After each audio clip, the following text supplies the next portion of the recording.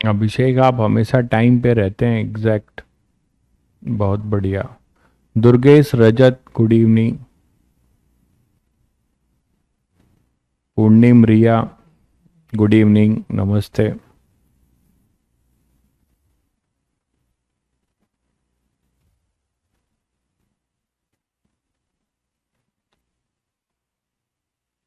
सुहैब, अक्षत, संजय, संजना, सभी को good evening भाई। Harendra, good evening. चलिए, तो बच्चों आपको ऑडियो वीडियो सभी को क्लियर होगा। एक बार यस लिख लीजिए, फिर आगे बढ़े। ऑडियो वीडियो सभी को क्लियर है?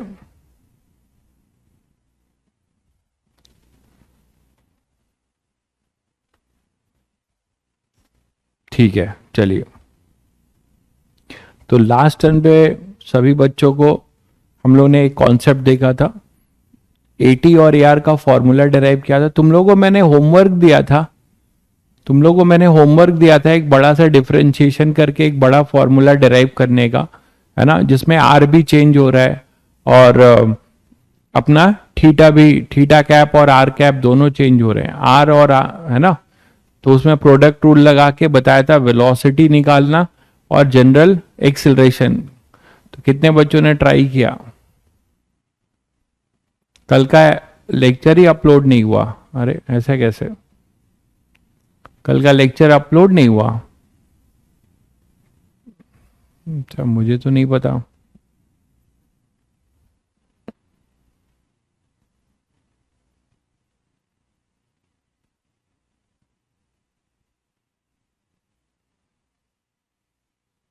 ठीक है, तो उस पर फिर आएंगे। तो कल मैं आपको सेंट्रीपीटल फोर्स लिखना सिखा रहा था। कुछ सिचुएशंस और देखकर आप लोग बताइए उसके सेंट्रीपीटल फोर्स आप कैसे लिखोगे, है ना। तो कल हम लोग सेंट्रीपीटल फोर्स देख रहे थे, लिखना सीख रहे थे, जो आगे के चैप्टर्स में बहुत काम आने वाला है। आपको सेंट्रीपीटल फोर्स आप लिखना सीख रहे थे। तो जैसे डिफरेंट सिचुएशंस में हमने देखा था, है ना, स्ट्रिंग बॉब के सिस्टम में देखा था। अब मान लीजिए इसी स्ट्रिंग बॉब सिस्टम में अगर कुछ ऐसा हो जाए कि हमारा बॉब जो है कोनिकल पेंडुलम बना रहा है। ये स्ट्रिंग बॉब सिस्टम कैसे मोशन कर रहा है? कोई कोनिकल पेंडुलम में।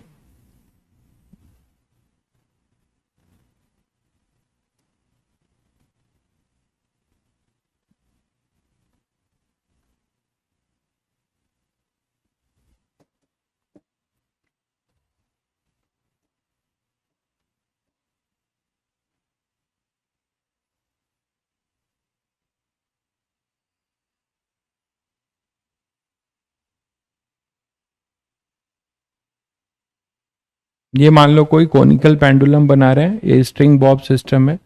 बॉब आपका यहां पर है,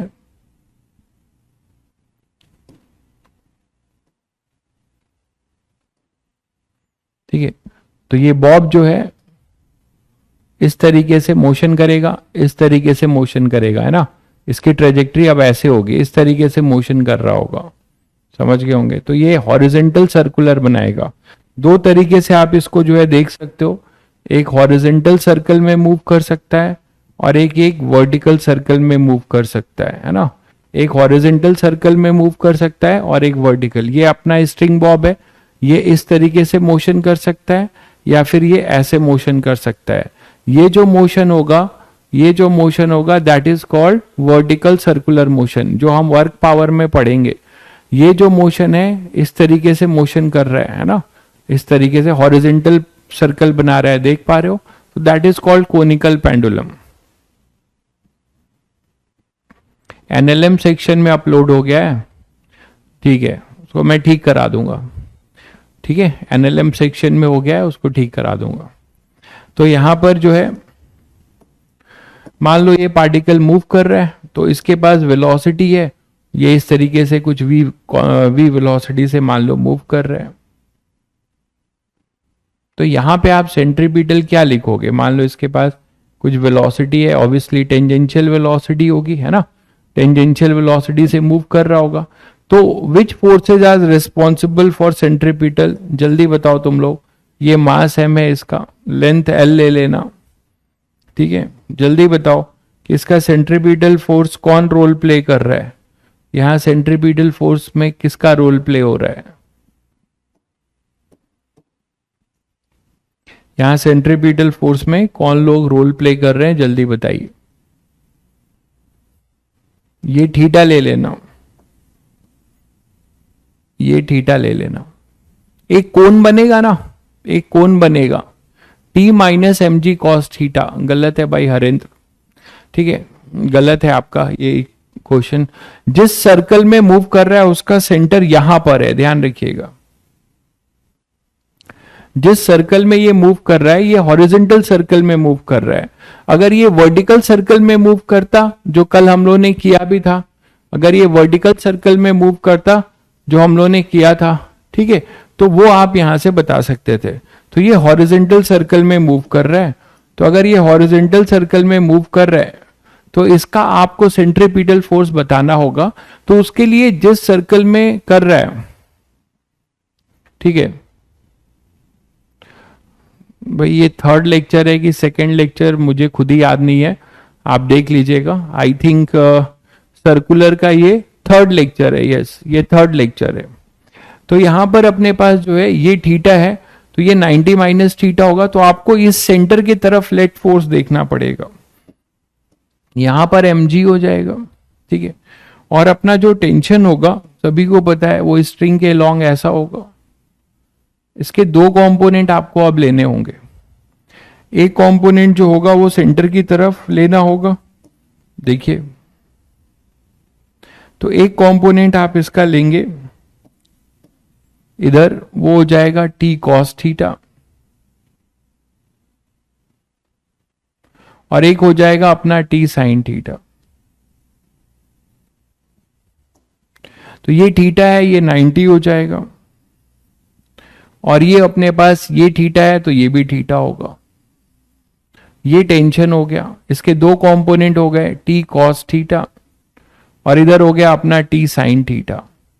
तो सभी बच्चों को क्लियर हो रहा है कि सेंट्रीपिटल के नाम पे कौन रोल प्ले कर रहा है, सेंट्रीपिटल के नाम पे कौन रोल प्ले कर रहा है, सभी को क्लियर हो गया। ये वेलोसिटी है, तो सेंट्रीपिटल के नाम पे रोल प्ले कर रहा है केवल t sin थीटा। बहुत बढ़िया भाई सुहैब, रजत बहुत बढ़िया, t sin थीटा होगा, और इधर होगा mg,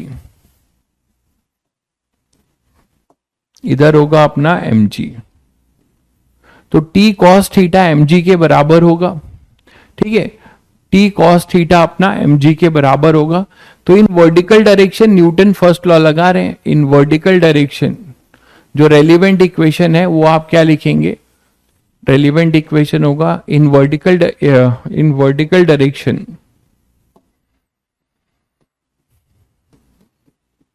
न्यूटन फर्स्ट लॉ लिखोगे, t cos theta is equal to होगा mg, और t sin थीटा है ना along इन हॉरिजॉन्टल डायरेक्शन या along x एक्सिस।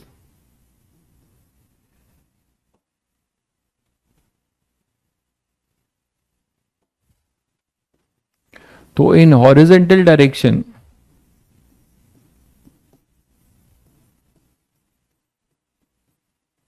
एक ही फोर्स है तुम्हारे पास t sin थीटा, और इसके पास वेलोसिटी है, ठीक है, इसके पास वेलोसिटी है। तो अब आप क्या लिखोगे, इस तरफ है तो रेडियल एक्सेलरेशन इधर ही होगा सेंटर की तरफ, तो क्या लिखेंगे t sin theta is equal to mv square by L, mv square by R, sorry. और ये r आप l के फॉर्म में बता सकते हो सकता है आपको r ना दिया जाए, l दिया जाए, तो आप इस ट्रायंगल से r बता ही सकते हो ना। r क्या है, l sin थीटा, r हमारे पास क्या है एक तरीके से l sin थीटा, क्लियर है। तो r हमारे पास है l sin थीटा, तो आप ये भी लिख सकते हो r को l sin थीटा, तो t sin theta equal to mv square upon r को आप लिख सकते हो l sin थीटा, ऐसे भी लिख सकते हो, ठीक है। आप इसको डिवाइड कर दीजिए, तो आपको यहां से v निकालना है तो v मिल जाएगा, इसका ओमेगा निकालना होगा तो ओमेगा मिल जाएगा आपको, ठीक है।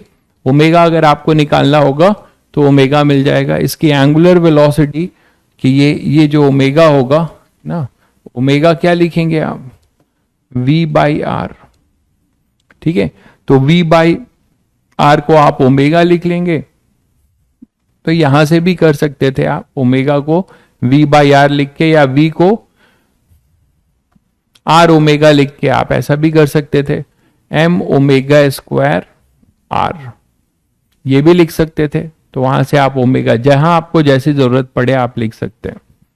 अगर आप फर्स्ट और सेकंड को डिवाइड कर देंगे, सेकंड फर्स्ट, तो sine theta by cos theta is your tan theta equal to m v square upon l sine theta into यहां पर क्या आ जाएगा 1 अपॉन mg, है ना, फर्स्ट डिवाइडेड बाय सेकंड कर रहे हैं,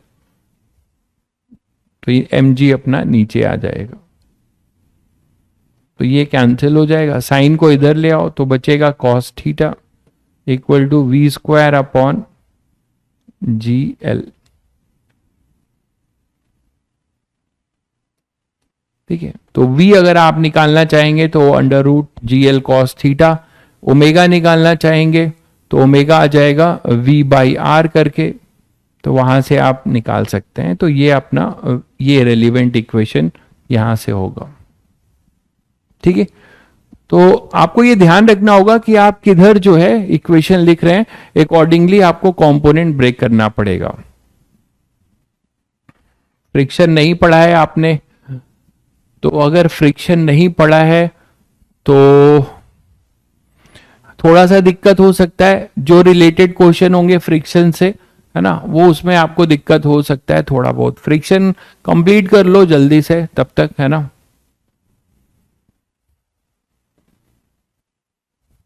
साइन स्क्वायर आ रहा है क्या? अच्छा हाँ, तो इसको हटा ही दो, साइन तो स्क्वायर में आ जाएगा, सही है। ऐसे ही रहने देते हैं, ठीक है, ऐसे ही रहने देते हैं। आर के टर्म्स में रहने दो, आप आर के टर्म्स में रहने दो, आर आपको दिया रहेगा, नहीं तो एल के टर्म्स में आप निकाल लोगे, ठीक है। मैं बस अभी इक्वेशन लिख रहा हूं, कोई क्वेश्चन नहीं है, क्वेश्चन जैसा होगा फिर करिएगा, ठीक है। अगर आप इसको ऐसे ही डिवाइड कर देंगे, ठीक है, आर के टर्म्स में डिवाइड कर देंगे इन दोनों को, इसको अगर आप डिवाइड कर देंगे तो आपको ओमेगा मिल जाएगा। इसको अगर आप सेकंड लेते हैं तो, ठीक है, तो यहां से टैन थीटा में रिलेशन आएगा।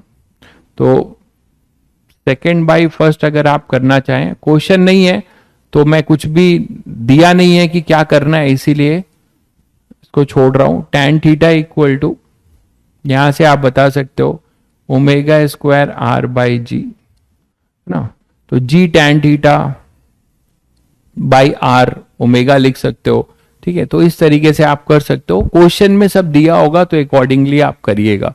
मैं बस अभी आपको इक्वेशन लिखना सिखा रहा हूं। तो these are the relevant equation in this scenario. मान लीजिए अब एक ऐसा सिनेरियो है जिसमें कोई एक हेमिस्फेयर है और इस हेमिस्फेरिकल बाउल है इन्वर्टेड, और यहां पर कोई बॉल है ना। इस बॉल को आपने मान लीजिए यहां से थोड़ा सा हल्का सा डिस्टर्ब करके, थोड़ा सा डिस्टर्ब कर दिया है, लुढ़का दिया है। इस बॉल को आपने क्या किया है, यहां से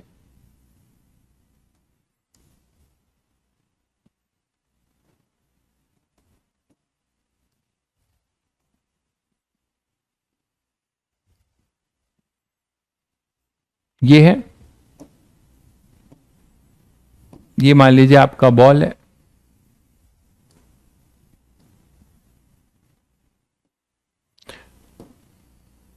और ये कहीं मान लो लुढ़कते हुए, थोड़ा सा आपने डिस्टर्ब कर दिया तो ये लुढ़कते हुए, स्लिप करते हुए इधर आ रहा है किसी थीटा पे। तो ऐसे सिनेरियो भी आपको बहुत मिलेंगे, बहुत बार आप करेंगे, ठीक है। और ये बॉल का रेडियस बहुत नेग्लिजिबल है, तो हम ये मान के चलेंगे कि हेमिस्फेयर के रेडियस पे ही मूव कर रहा है, ये भी ध्यान रखना है।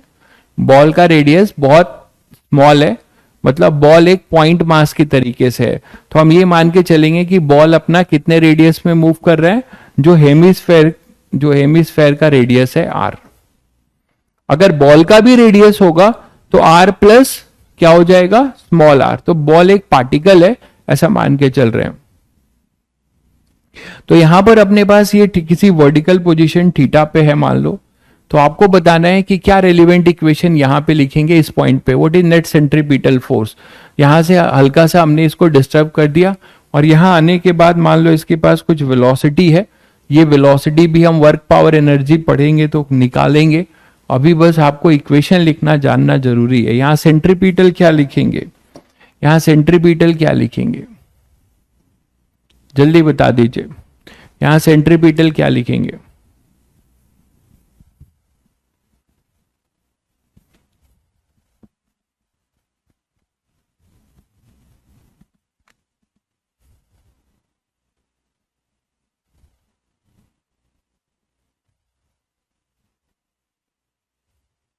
क्वेश्चन प्रैक्टिस के लिए भाई मैंने आपको बताया, आप अगर अपने लेक्चर्स पूरे देख लिए हैं तो क्वेश्चंस के लिए एससी वर्मा आप पहले करिए, डीपीपी करिए, है ना, और जेई मेंस के पीवाईक्यूज कर लीजिए और एडवांस के, यही है प्रैक्टिस के लिए। बाकी जब आप लेक्चर्स आपने देखे होंगे तो मैंने करीब एक एक लेक्चर में ढेरों जो है क्वेश्चंस कराए हैं, बहुत सारे क्वेश्चंस कराए हैं। स्लाइड्स में कुछ आपको क्वेश्चन मिलेंगे, कुछ यहाँ पे बिना स्लाइड्स के क्वेश्चन मिलेंगे, इलिस्ट्रेशंस मिलेंगे, तो क्वेश्चन बहुत आपको लेक्चर में ही बहुत क्वेश्चंस मिल जाएगा। हाँ बताइएगा भाई रजत क्या बता रहे हैं, M G cos theta is your centripetal, गलत है। सुहैब ने सही बताया, M G cos theta minus N, बिल्कुल सही कह रहे हैं। तो अब आप यहां से सभी बच्चे समझ रहे हैं, एबीडी बनाना सभी बच्चों को आता है। यहां पे एक फोर्स लग रहा होगा एम जी और यहां पे लग रहा होगा नॉर्मल रिएक्शन, ठीक है। तो ये सब ज्ञान आपने जो लिया है फोर्स कॉन्सेप्ट का वो हर जगह काम आएगा, उसके बिना सब कुछ अधूरा है, ठीक है। तो यहां पर अपने पास ये mg है, ये होगा नॉर्मल रिएक्शन, ये होगा नॉर्मल रिएक्शन। तो अब देखो यहां से क्या हो जाएगा, यहां से आप बोल सकते हो कि आपको सेंटर की तरफ नेट फोर्स लिखना है तो किसका कंपोनेंट लोगे, ये इस बात का भी ध्यान रहे, आपको mg का कंपोनेंट लेना होगा। ये तो ऑलरेडी सेंटर की तरफ है तो ये थीटा हो जाएगा, है ना। तो mg का कंपोनेंट हमारे पास क्या आएगा, इधर mg का कंपोनेंट इधर यहां पे आएगा mg cos थीटा, mg का कंपोनेंट अपने पास आएगा mg cos थीटा। तो ऐसे सिचुएशन में भी आप इक्वेशन लिखना सीख रहे हैं, ठीक है। mg cos थीटा याद रखिएगा, ये सब अभी इसका मेजर रोल आपको आगे के चैप्टर्स में मिलेगा। ये है अपना नॉर्मल रिएक्शन, तो नॉर्मल रिएक्शन इधर mg cos थीटा इधर, ठीक है। तो आप क्या बोलेंगे, अगर यहां पे मान लो इसकी वेलोसिटी जीरो होती, ठीक है, इसकी वेलोसिटी अगर जीरो होती तब आप बोलते कि mg cos theta equal to n, ठीक है। जो आप कहां पे बोल सकते हो, देखो इधर ये बात आप कहां पे बोल सकते हो, यहां बोल सकते हो, ये mg है और ये है तुम्हारा नॉर्मल रिएक्शन, यहां का नॉर्मल रिएक्शन। तो टॉप मोस्ट पॉइंट का नॉर्मल रिएक्शन अगर मैं n1 बोल रहा हूं, ठीक है, और यहां क्या नॉर्मल रिएक्शन कुछ n बोल रहा हूं, तो यहां पर वेलोसिटी नहीं है, यहां पे कोई वेलोसिटी नहीं है, यहां पे वेलोसिटी जीरो है। तो आप यहां पर कोई रेडियल एक्सेलरेशन नहीं है, यहां पे AR भी जीरो है, बट यहां पे वेलोसिटी है तो हमारा एक्सेलरेशन, रेडियल एक्सेलरेशन इधर होगा टुवर्ड द सेंटर, है ना, radial acceleration toward the centre होगा। अच्छा mg का एक और कंपोनेंट है, उसके बारे में बताओ। mg का जो दूसरा कंपोनेंट है दिख रहा है सभी बच्चों को, ये इसको क्या प्रोवाइड करेगा, टेंजेंशियल एक्सेलरेशन। तो यहां पे जैसे AR मिला है वैसे ही आपको यहां पर क्या मिलेगा, AT।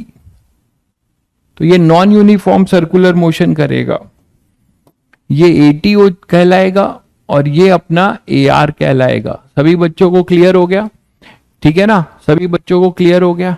तो अब यहां पे आप बोल सकते हैं इस पॉइंट के लिए सीधे सीधे कोई तुमसे पूछे कि नॉर्मल रिएक्शन बता दो, तो यहां तुम बताओगे कि n की वैल्यू, n1 की वैल्यू mg के बराबर है। तो एट टॉप मोस्ट पॉइंट, वो भी तब बताओगे जब वेलोसिटी जीरो है, मतलब मैंने उसको वहीं पे पड़ा हुआ था, हल्का सा उसको लुढ़का दिया, हल्का सा उसको रिलीज कर दिया, डिस्टर्ब करके लुढ़का दिया।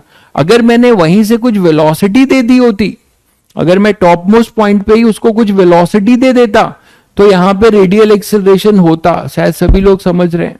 तो एट टॉप मोस्ट पॉइंट, तो ये फिजिक्स है, आपको बहुत हिसाब से पढ़ना पड़ेगा। Eight top most point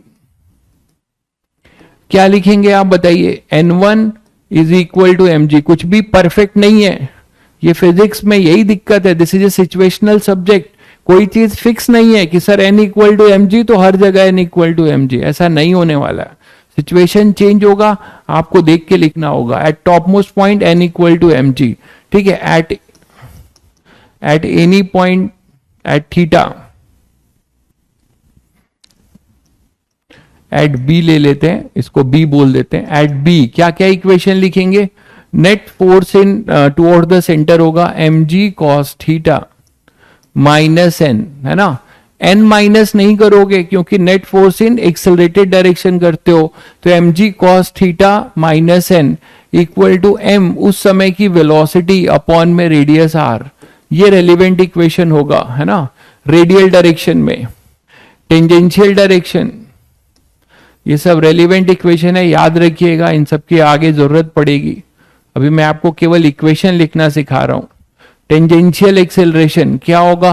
mg sine theta is equal to m into eighty.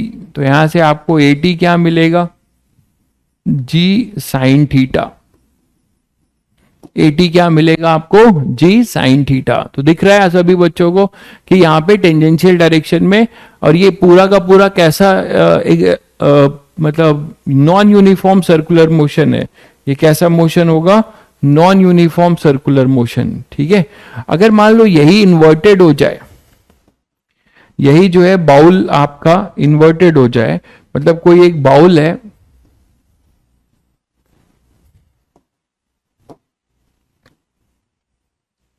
ऐसा है मान लो, ठीक है। एक आपका बाउल है, इसमें जो है कोई पत्थर या कोई स्टोन आपने रख दिया है, मार्बल रख दिया है, और वो यहां से मान लो मूव करता हुआ ऊपर की तरफ जा रहा है। ऑब्वियसली आपने कोई उसको वेलोसिटी दी होगी तभी वो मूव करेगा। यहां पे है मान लो, ठीक है। अब यहां से वो किसी एंगल पे आ गया, ऐसे मूव करता हुआ या ऐसे चढ़ता हुआ ऐसे जा रहा है, इस तरीके से, ऐसे ये मोशन है इसका, ठीक है। तो अब ये यहां पे आ गया मान लो। तो जब ये यहां पर आ गया और इसका अपना कोई रेडियस नहीं है, बहुत छोटा है, स्मॉल है, पार्टिकल है, तो आप मान लेते हैं कि यहां पे इसकी वेलोसिटी कुछ u थी, यहां पे आते आते इसकी वेलोसिटी कुछ v हो गई। क्यों होगी अब आपको ये भी समझ में आ रहा होगा, ठीक है। तो आप यहां से ये मान लीजिए v है, ये u है, ठीक है। तो यहां पे नेट सेंट्रीपिटल फोर्स सभी बच्चे बता पाएंगे? बिल्कुल, बहुत बढ़िया भाई, बहुत बढ़िया सोहम, बहुत बढ़िया, आपने सही रिलेट किया है। ये पेंडुलम वाला क्वेश्चन बन गया, बहुत बढ़िया। जहां पे पेंडुलम में जो रोल टेंशन का था, वो रोल यहां पे नॉर्मल रिएक्शन का होगा। ये सही आपने रिलेट किया, ऐसे ही रिलेट करिए। तो यहां पे अपने पास ये होगा, इधर यहां पे नॉर्मल रिएक्शन, यहां होगा mg, यहां का हर जगह का नॉर्मल रिएक्शन बदलेगा। इधर होगा mg, mg के दो कंपोनेंट होंगे, ये सभी लोग समझ रहे हैं, एक mg cos थीटा और इधर होगा mg sin थीटा, जो इसको टेंजेंशियल एक्सेलरेशन देगा, जिससे वेलोसिटी रिटार्ड होगी। धीरे धीरे ये मार्बल ऊपर चढ़ेगा तो इसकी वेलोसिटी कम होती जाएगी। भाई ये सभी बच्चों को समझ में आ रहा है अब? ये mg है, ये mg है, ये है नॉर्मल रिएक्शन। यहां का n1 ले लेते हैं, यहां का ये mg होगा, यहां n2 होगा कुछ, ये होगा mg, ये थीटा है। तो एंगल तो जज कर ही पाओगे सब लोग, एंगल जज करना बहुत आसान है। ये थीटा है तो ये भी थीटा होगा, देखो तो ये भी थीटा, दिख गया सभी को। तो यहां पे अब mg का कंपोनेंट लोगे, mg cos थीटा, यहां क्या आएगा? mg sin theta. और सभी को समझ में आता है कि यहां पे जो एक्सेलरेशन होगा, एक रेडियल एक्सेलरेशन इधर होगा,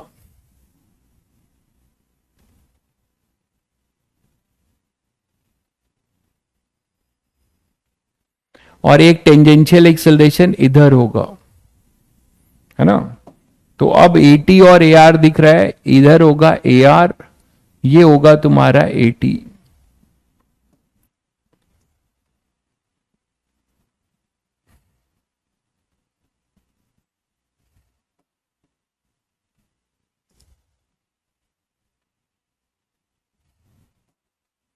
ये होगा अपना AT और इधर हो जाएगा AR।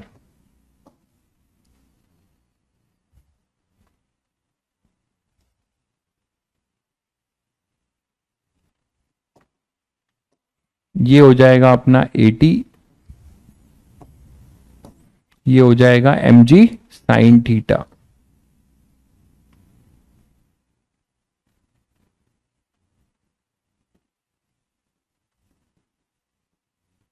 क्लियर है सभी बच्चों को अब?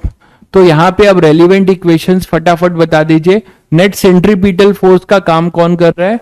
N2, ठीक है, एट A और B दोनों जगह पे आप लिख सकते हैं। ये A है, ये B पॉइंट है, तो at A and B, at A क्या लिखेंगे? नेट सेंट्रीपिटल होगा N1, ठीक है, minus mg is equal to m into उस समय की tangential velocity u square by r। r जो है इसका रेडियस है भाई, r इसका रेडियस गिवन है आपको, है ना। तो ये हो जाएगा। एट b क्या लिखेंगे? अच्छा एक चीज बताओ, यहां पे एक इंपॉर्टेंट बात बताओ आप लोग कि इस पॉइंट पे जो रेडियल एक्सेलरेशन है वही नेट एक्सेलरेशन है। यहां टेंजेंशियल एक्सेलरेशन 0 है, दिख रहा है सभी बच्चों को। यहां पे जो रेडियल एक्सेलरेशन है वही अपना नेट एक्सेलरेशन है इस पर्टिकुलर पॉइंट पे। तो जो यहां पर AR है वही अपना A नेट है, ये बात देख पा रहे हो। यहां पे AR है वही A नेट है, यहां कोई टेंजेंशियल फोर्स नहीं है, तो AT 0 है यहां पर। इस पॉइंट के लिए AT 0 है, ये देख पा रहे हैं सभी बच्चे। AT यहां पर 0 होगा, तो लिखा जाएगा N1 minus mg equal to mu square by r। At B क्या लिखोगे? नेट सेंट्रीपिटल फोर्स क्या है हमारे पास? N2 minus mg cos theta, mg cos theta is equal to m v square upon में r, m v square by में r, ठीक है। अब एक ही इक्वेशन है जो तुम नहीं जानते हो, क्या? कि सर v को u से कैसे रिलेट करें? ये रिलेट करेंगे हम नेक्स्ट चैप्टर में, ये रिलेट करेंगे हम नेक्स्ट चैप्टर में वर्क पावर एनर्जी में, ठीक है। तो अभी आपको डायनेमिक्स की इक्वेशन लिखना आना चाहिए। तो हम u और v को कैसे रिलेट करेंगे वो नेक्स्ट चैप्टर में सीखेंगे वर्क पावर एनर्जी में। N2 minus mg cos theta equal to mv square by r। ये क्लियर है सभी बच्चों को? ये रेडियल डायरेक्शन में है, ठीक है।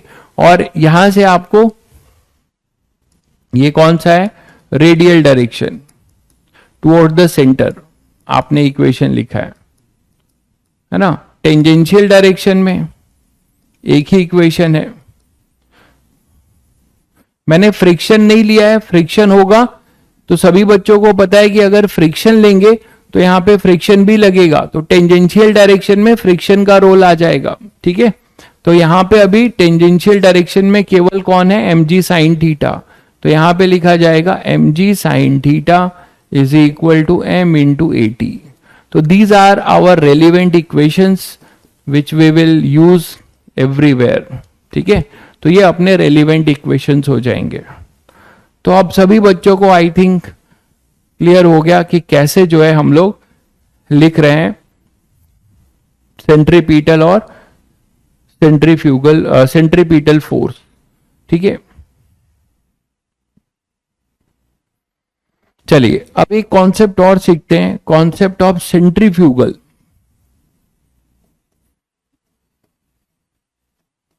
कॉन्सेप्ट ऑफ सेंट्रीफ्यूगल फोर्स, ठीक है। कुछ बच्चे अगर कुछ जानते हैं तो कमेंट करके बताइए सेंट्रीफ्यूगल फोर्स के बारे में, सेंट्रीफ्यूगल फोर्स के बारे में बताइए। कुछ बच्चे अगर कुछ जानते हैं तो बताइए what is centrifugal force. Centripetal तो आपने जान लिया, बहुत बढ़िया भाई हर्ष, बहुत बढ़िया।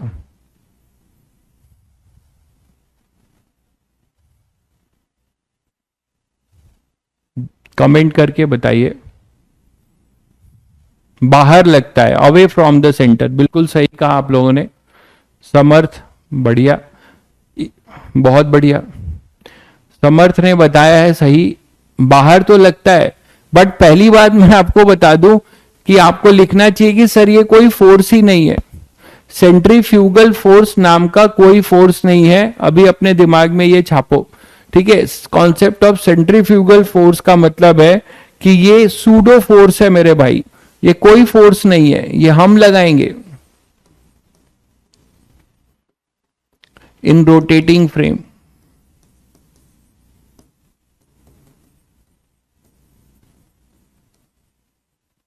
ठीक है, ये सूडो फोर्स है, this is A pseudo force, ठीक है। ये कोई भी रियल फोर्स नहीं है, ये इमेजिनरी फोर्स है जो हम लगाएंगे। और हम क्यों लगाएंगे, ऐसा हम लोगों ने देखा था। हम क्यों लगाएंगे, क्यों लगाएंगे हम लोग, इसलिए लगाएंगे क्योंकि रोटेटिंग फ्रेम में भी न्यूटन्स लॉ फेल हो जाता है। जैसे हमने याद है सूडो लगाया था न्यूटन्स लॉ को अप्लाई करने के लिए, to make the Newton's law applicable in non inertial frame. तो your rotating frame, your rotating frame, your rotating frame is just like a, your rotating frame is just like a non inertial frame. तो non inertial frame में हम जो है, non inertial frame में हम क्या करेंगे, एक एक्स्ट्रा फोर्स लगाएंगे so that to make the Newton's law applicable in rotating frame. तो ये बात मैं लिख देता हूं, ठीक है।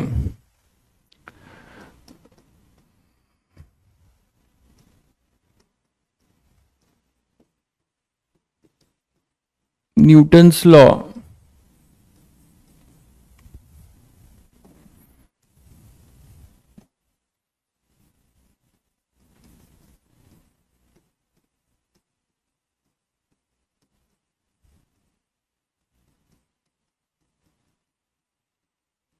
applicable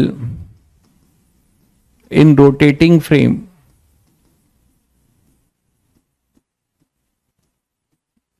we apply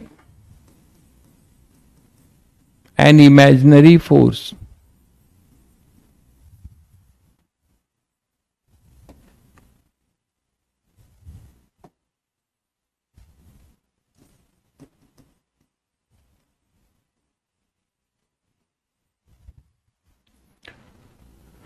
always radially outward. मतलब पार्टिकल जिस सर्कल में मूव कर रहा होगा उसके उसके जिस सर्कल में मूव कर रहा होगा उसके जस्ट बाहर। तो ठीक है, imaginary force always radially outward, है ना, from the centre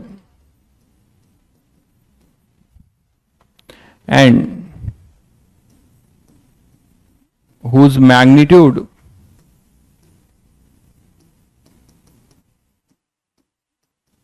is equal to centripetal force।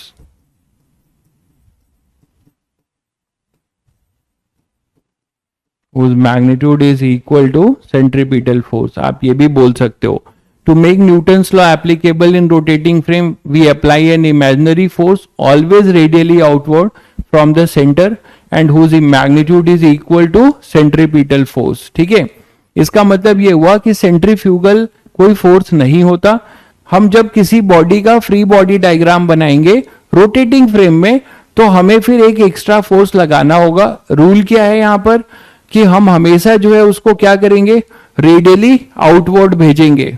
हमेशा जिस सर्कल में जो बॉडी घूम रही होगी उसमें हम रेडियली आउटवर्ड जो है सेंट्रीफ्यूगल फोर्स लगाएंगे which is a pseudo force. ठीक है, चलिए अब इसका रूल तो आप चलिए धीरे धीरे देखते हैं। पहले ये देखते हैं कि हमें इसकी जरूरत क्यों पड़ी। ऐसा क्या हो रहा है कि रोटेटिंग फ्रेम में हमारे न्यूटन्स लॉ एप्लीकेबल नहीं हो रहे। इस चीज को थोड़ा फील कराने के लिए मैं एक एग्जांपल लेता हूं। मान लो हमारे पास एक टर्न टेबल है, मान लो हमारे पास एक टर्न टेबल है और इस टर्न टेबल पे ये टर्न टेबल घूमेगा। इस टर्न टेबल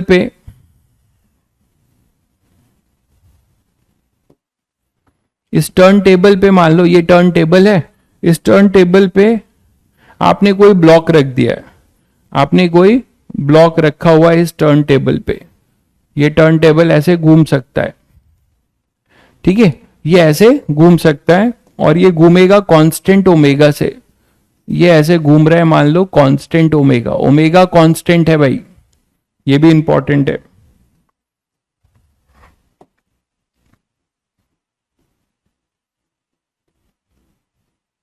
ओमेगा कांस्टेंट है, ठीक है।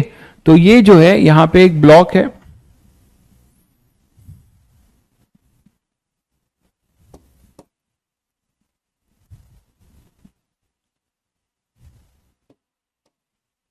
मान लो यहां पे एक ब्लॉक है,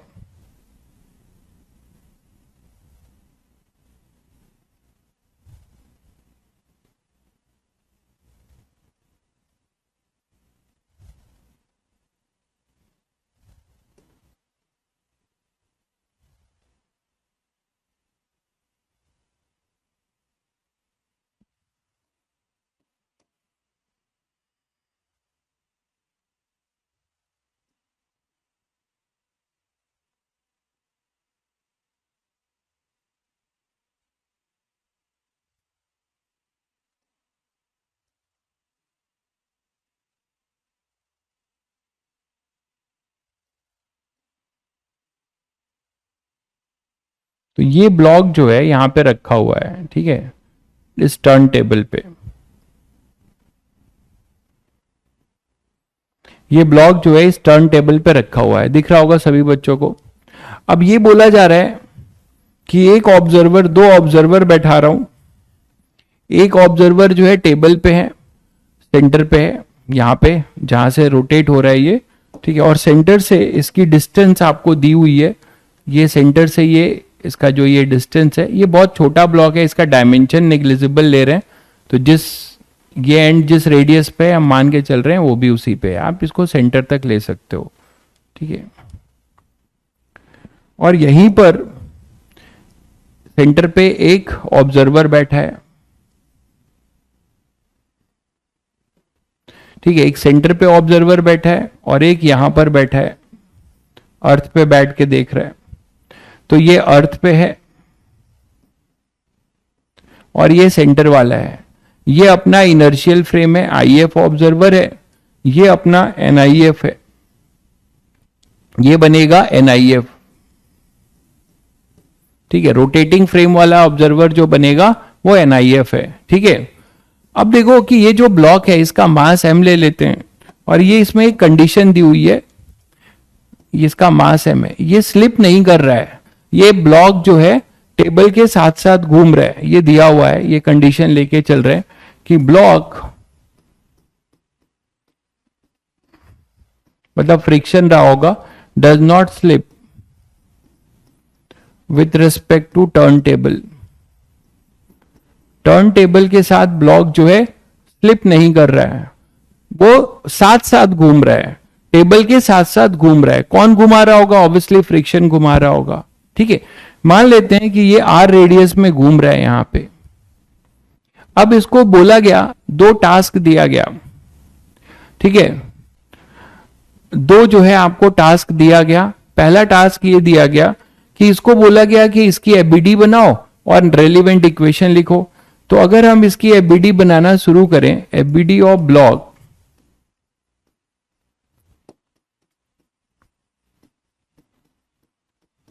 है ना, विथ रिस्पेक्ट टू एबीडी ऑफ ब्लॉक, एबीडी of block with respect to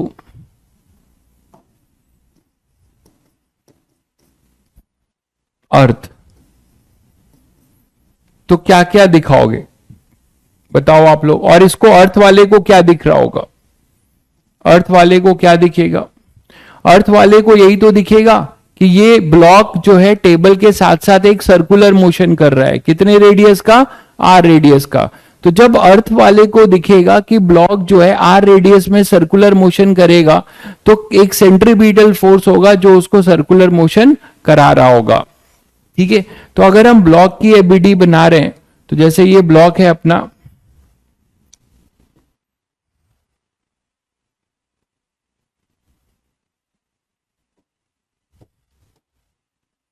इसकी आप एबीडी बना रहे हो विथ रिस्पेक्ट टू अर्थ। जो अर्थ जो है रियल ऑब्जर्वर है, वो एक्चुअली क्या हो रहा होगा वही देखेगा।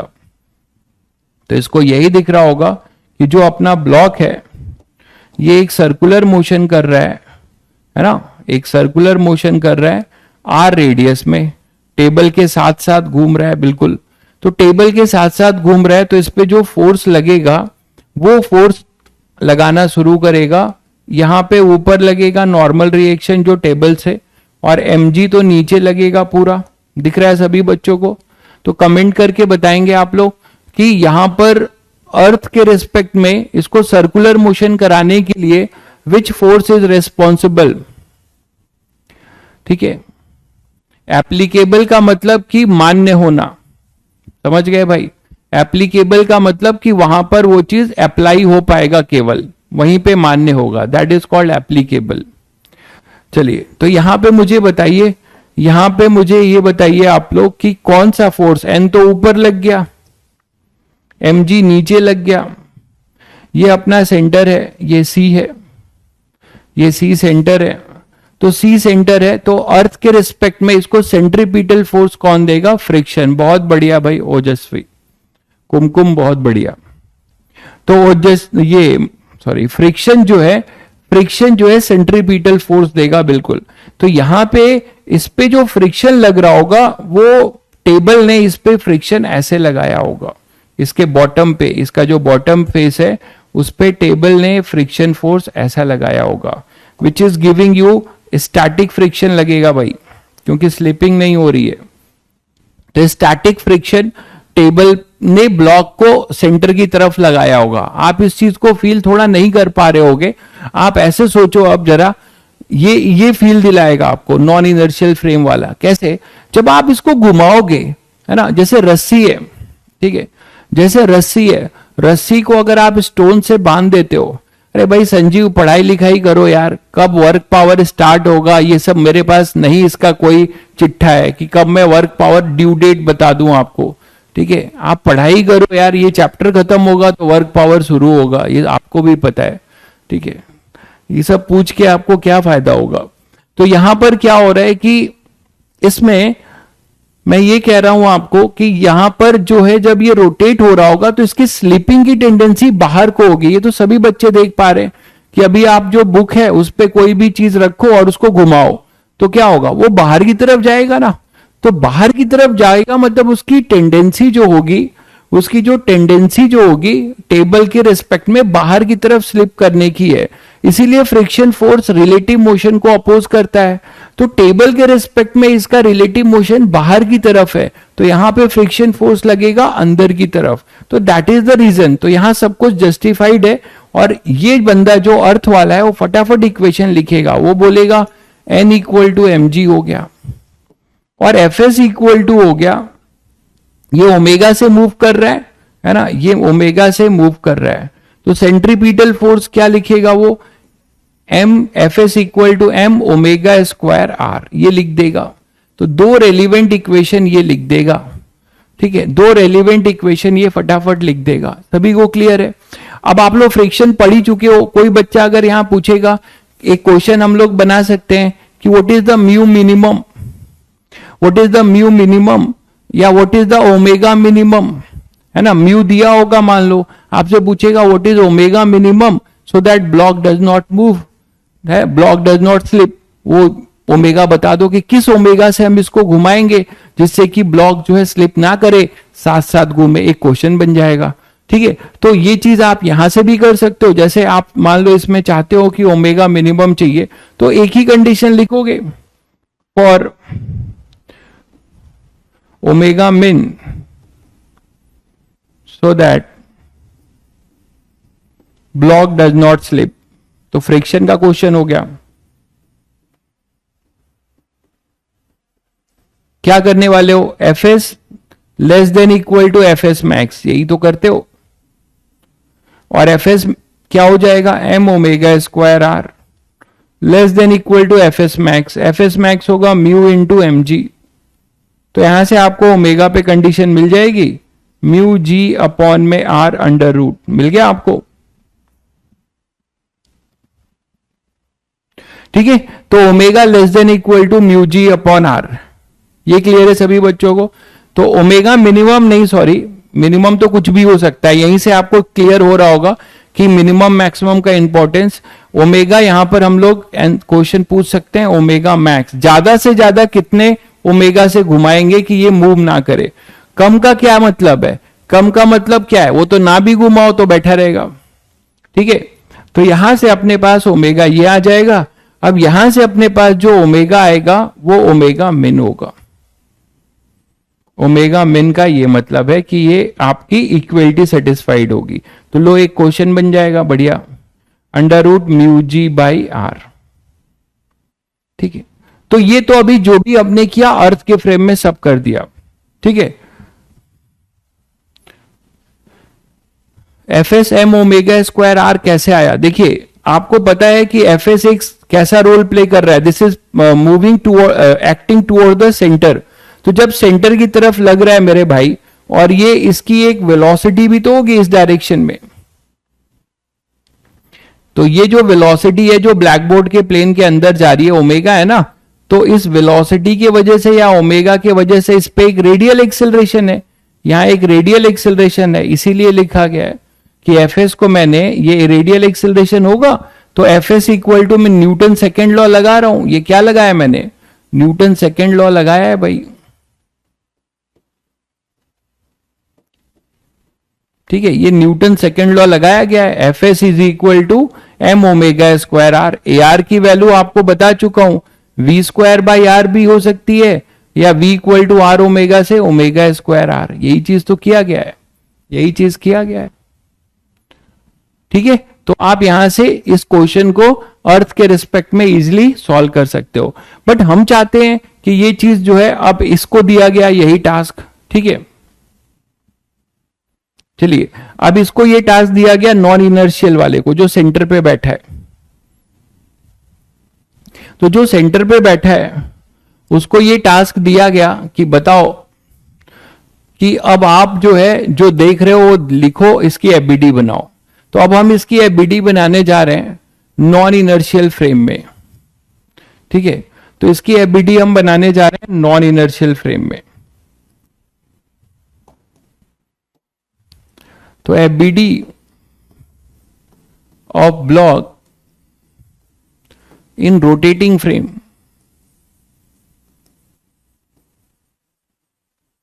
तो आप मुझे बताओ रोटेटिंग फ्रेम वाले बंदे को इसका स्टेटस क्या दिखेगा, रोटेटिंग फ्रेम वाले को इसका स्टेटस क्या दिखेगा, रोटेटिंग फ्रेम वाले को इसका स्टेटस क्या दिखेगा।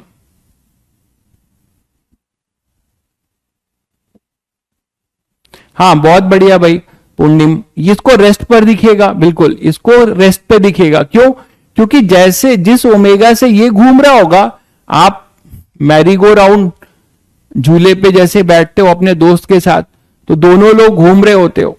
ठीक है, तो आपको वो रेस्ट पर दिखेगा। ठीक है, तो जब ये एबीडी बनाएगा तो इसको एक प्रॉब्लम फेस करना पड़ेगा, क्या होगा,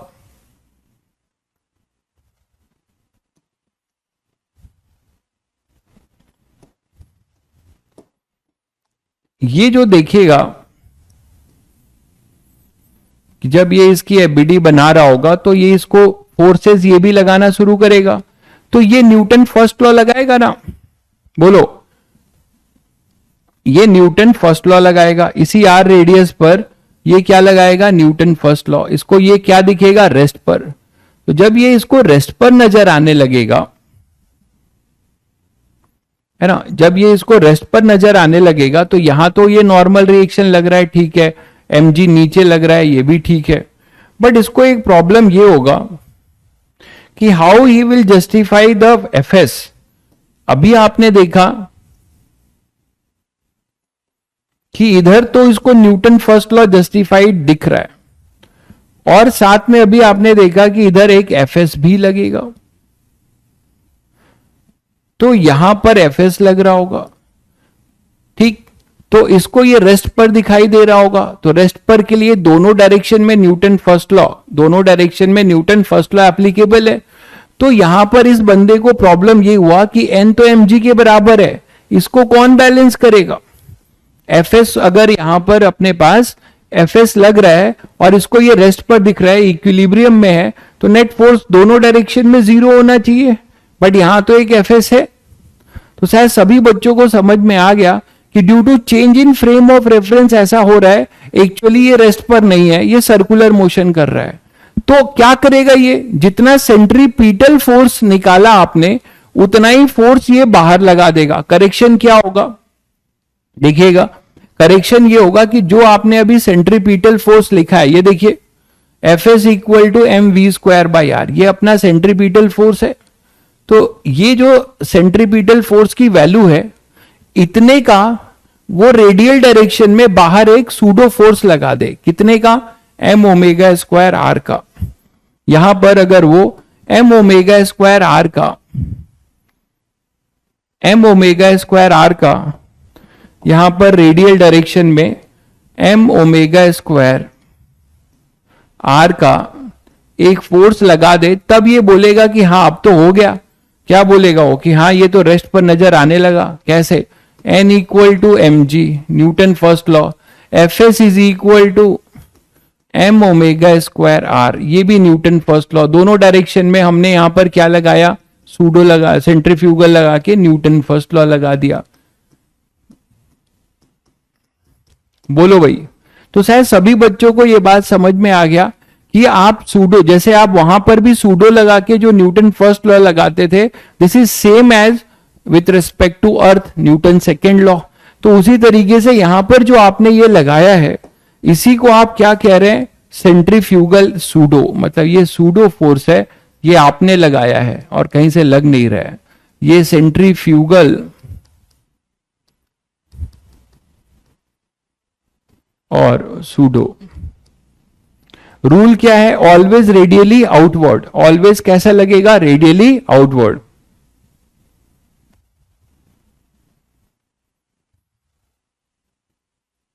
क्लियर है सभी बच्चों को। तो अब दोनों लोगों का इक्वेशन जस्टिफाइड हो गया, दोनों फ्रेम में इक्वेशन अपना जस्टिफाइड हो गया। तो आई थिंक सभी बच्चों को यह फील आया होगा कि सेंट्रीफ्यूगल फोर्स कोई रियल फोर्स नहीं है। क्या बात है भाई तवांशु, ढूंढ लिया तुमने मुझे। कैसे हो भाई तवांशु, बहुत बढ़िया, कोटा का मजा ले रहे हो, चलो सही है, ढूंढ लिया तुमने मुझे। तो ability of block in rotational frame, तो सेंट्रीफ्यूगल और सूडो फोर्स का रीजन सभी बच्चों को क्लियर हो गया, ठीक है, कि हम इसको कहां पे लगा रहे हैं।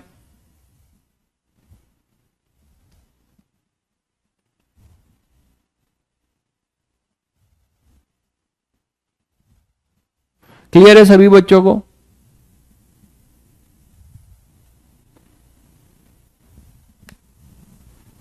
हाँ हाँ, ये ठीक कर लो, ये ठीक कर लो, ये गड़बड़ है।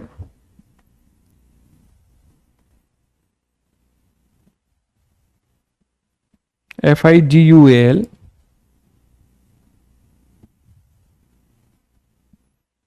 तो सही तो था यार।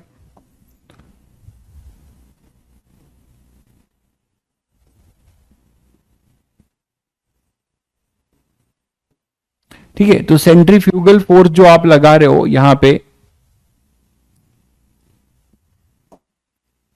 अब चेक कर लो सही है।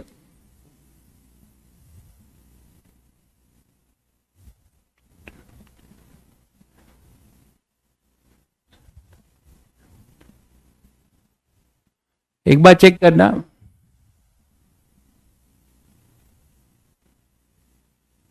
ठीक है, तो अब यहां पर अपने पास जो है, इधर भी करेक्ट कर लेना अगर मैंने लिख दिया हो तो, कहीं लिख दिया है क्या, हेडिंग में करेक्ट कर लेना, वो कर लोगे तुम लोग। ठीक है, वो पीडीएफ में भेज दूंगा मैं करेक्ट करके, अभी देखो जो जरूरी है। एफ एस अपने पास एम ओमेगा स्क्वायर आर, तो ये हमारे पास फाइनली ये इक्वेशन रेलिवेंट हो जाती है इनर्शियल और नॉन इनर्शियल फ्रेम में। ठीक है, चलिए, तो अब आप बोलोगे सर क्वेश्चन कैसे करें? आप क्वेश्चन किसी से भी कर सकते हो, चाहे आप सेंट्रीपिटल फोर्स मतलब अर्थ के फ्रेम में भी कर सकते हो, या फिर आप इसको किसके फ्रेम में कर सकते हो, रोटेटिंग फ्रेम के, दोनों के लिए। लेकिन कभी कभी कुछ क्वेश्चन इतने कॉम्प्लिकेटेड होंगे जहां पर आपको जो है सेंट्रीफ्यूगल रोटेटिंग फ्रेम में जाना पड़ेगा। ये काम आप देख चुके हो, न्यूटन्स लॉ में भी आपने कई बार देखा है कि कभी कभी हमें जाके रोटेटिंग फ्रेम, मतलब यहां तो रोटेटिंग फ्रेम है, वहां नॉन इनर्शियल फ्रेम था, एक्सेलरेटेड फ्रेम, तो एक्सेलरेटेड फ्रेम में हम क्वेश्चन करते थे तो काफी इजी होता था। प्लैनेट के फिक्स ऑर्बिटल में देखिए, प्लैनेट के फिक्स ऑर्बिटल में आप बताओ क्या होगा? सेंट्रीपिटल होगा, अर्थ और सन या अर्थ और प्लैनेट के बीच का लॉ ऑफ ग्रेविटेशन लगेगा, Gm1m2 अपॉन आर स्क्वायर, वो फोर्स आपको सेंट्रीपिटल फोर्स देगा। आप सेंट्रीफ्यूगल फिर कैसे लेके आ रहे हो? सेंट्रीफ्यूगल कोई फोर्स ही नहीं होता है ना। जब आप जो है सन पे बैठ जाओगे, जब आप सन पे बैठ जाओगे और अर्थ को देखोगे, और आप सन पे बैठ के और अर्थ को देखोगे, तब आपको बोला जाएगा कि आप इसकी एबीडी बनाओ, तब जाके आप एक सेंट्रीफ्यूगल लगाओगे उसी सेंट्रीपिटल के बराबर। शायद समझ गए होंगे। देखिए, पता कैसे करेंगे किस फ्रेम में करेंगे? जब आप क्वेश्चंस करेंगे तो आपको खुद ही रियलाइज होगा। इतना तो आपने अभी न्यूटन्स लॉ के क्वेश्चंस किए थे, तो आपको पता चला था कि जब हमें मोशन जैसा पूछ रहा है वैसा मोशन मुझे किस फ्रेम में दिखाई दे रहा है, अकॉर्डिंगली हम फ्रेम ऑफ रेफरेंस चूज कर लेंगे। ठीक है, जैसे चलिए इस पे अब देखते हैं, कुछ क्वेश्चंस देखते हैं जैसे, तो आपको आइडिया लगना शुरू होगा। मान लीजिए क्वेश्चन लेते हैं कि हमारे पास एक स्ट्रिंग है और इसमें बहुत सारे ये बॉल्स बंधे हुए हैं, बीट नहीं है कि स्लिप करेगा, बंधा हुआ है, ये ध्यान रखना। मतलब कुछ ऐसा है, देखो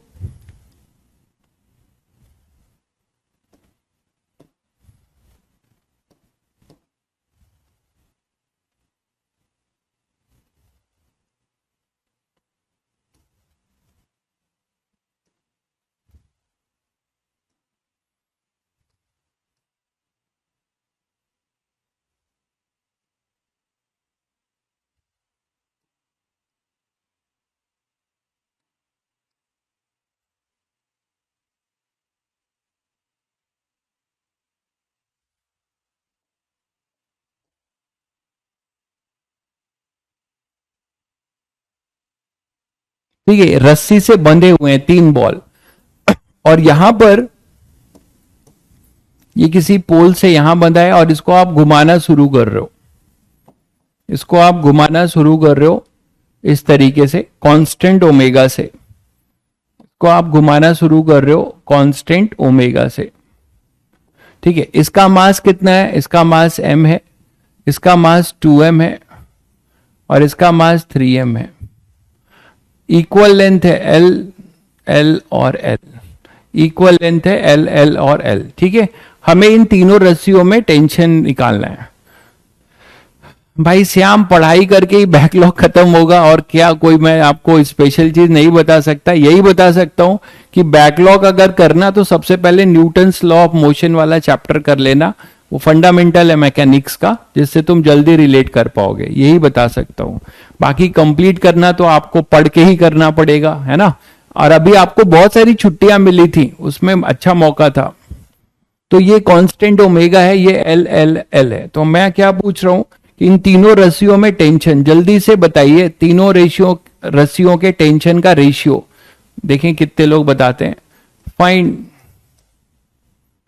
ratio of tension in 3 string. Find ratio of tension in 3 string,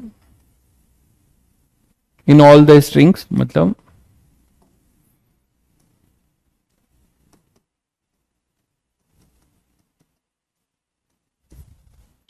ठीक है। तो आपको क्या बताना है? रस्सियों में क्या टेंशन होगा, इनका आपको रेशियो बताना है, जल्दी बताइएगा। अब ये क्वेश्चन आप फ्री हो, आप इक्वली कंफर्टेबल हो कि आप नॉन इनर्शियल फ्रेम में जाके भी करो चाहे इनर्शियल फ्रेम में, दोनों से आपको कोई बहुत खासा जो है मतलब दिक्कत नहीं मिलेगी, दोनों आपको इजी लगेंगे। तो आप इनर्शियल फ्रेम में से भी कर सकते हो, नॉन इनर्शियल से भी कर सकते हो। 3:2:1, अच्छा 1:2:3, 6:5:3। कुछ लोग आंसर बहुत जल्दी दे गए।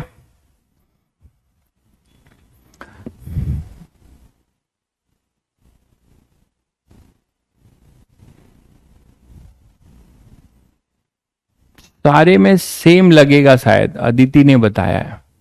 अदिति को कुछ एकदम अलग फील होता है। बहुत बढ़िया। सेम कैसे लगेगा यार, जब थोड़ा बेसिक लगाओ, सभी अलग अलग सर्कल में मूव कर रहे हैं।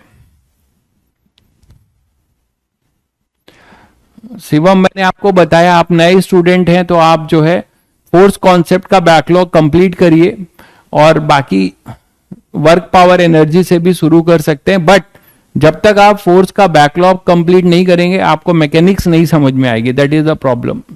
तो जल्दी से आप फोर्स कॉन्सेप्ट पूरा करिए। चलिए करते हैं फिर। अब आप किस फ्रेम में करना चाहोगे, अर्थ के फ्रेम में? तो अर्थ के फ्रेम में कर लेते हैं, है ना। आप इसको अगर अर्थ के फ्रेम में करना चाहोगे तो इसको अर्थ के फ्रेम में कर लेते हैं, पहले अर्थ के फ्रेम में कर लेते हैं। चलो मान लेते हैं कि ये इस पे टेंशन T1 है, रस्सी पे टेंशन सभी को बनाना आता है, ठीक है। इस रस्सी का टेंशन T2 है, तो सभी में पता है मासलेस रस्सी है, ये T2 इसके रिस्पेक्ट में, तो ये T2 इसके रिस्पेक्ट में। इधर T3 माना जाएगा तो इसके रिस्पेक्ट में T3 इधर, ये इधर खिंचा हुआ महसूस करेगा, तो इधर T3 इधर।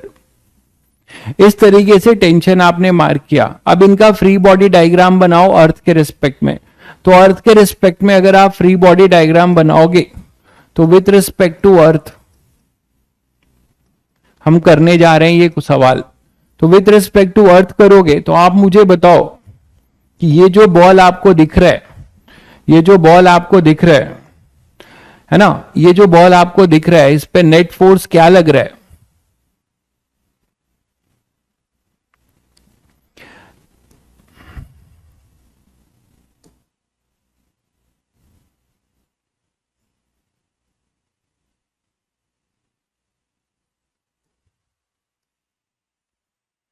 ये जो बॉल आपको दिख रहा है M1, इस पे फोर्स क्या लग रहा है आप बताओ?